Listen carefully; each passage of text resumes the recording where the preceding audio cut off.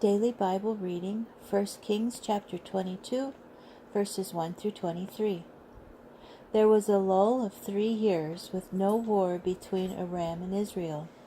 In the 3rd year, King Jehoshaphat of Judah came to visit the king of Israel.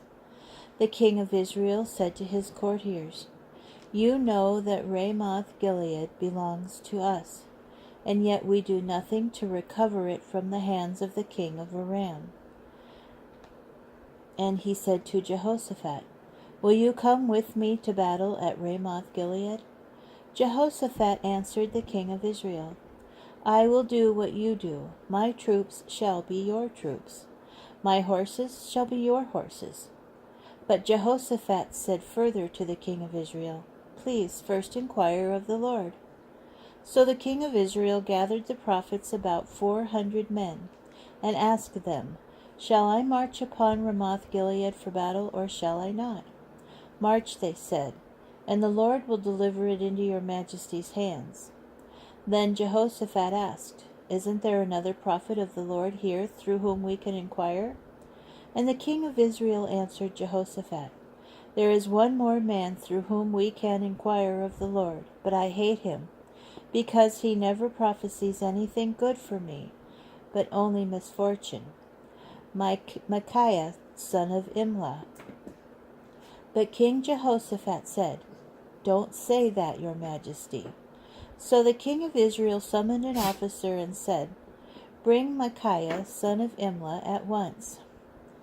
The king of Israel and King Jehoshaphat of Judah were seated on their thrones, arrayed in their robes, on the threshing floor at the entrance of the gate of Samaria. And all the prophets were prophesying before them. Zedekiah, son of Chenaanah, had provided himself with iron horns, and he said, "Thus said the Lord, with these you shall gore the Arameans till you make an end of them." And all the other prophets were prophesying similarly. "March upon Ramoth Gilead in triumph. The Lord will deliver it into your majesty's hands." The messenger who had gone to summon Micaiah said to him, "Look, the words of the prophets are with one accord favorable to the king. Let your word be like that of the rest of them.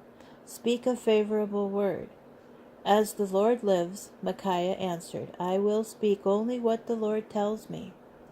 When he came before the king said to him, "Micaiah, shall we march upon Ramoth Gilead for battle, or shall we not?" He answered him, "March in triumph. The Lord will deliver it into your majesty's hands." The king said to him, "How many times must I adjure you to tell me nothing but the truth in the name of the Lord?" Then he said, "I saw all Israel scattered over the hills like sheep without a shepherd.